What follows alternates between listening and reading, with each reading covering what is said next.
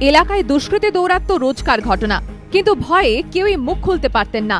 সাহস করে প্রতিবাদ করেছিলেন এই ব্যক্তি, সেই গর্জে ওঠার মাসুল গুনতে হলো প্রাণ দিয়ে।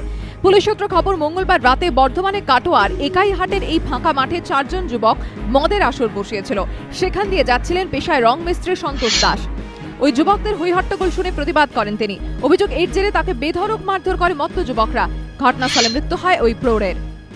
মদ খেতে নিচে ও প্রতিবাদ করছে, তোরা পাটবাড়িতে মদ খাচ্ছিস কেন, সেই নিয়ে ঠেসে ধরে আছে, সেই কারণে আর কেউ কি মেরে ফেলা হয়েছে।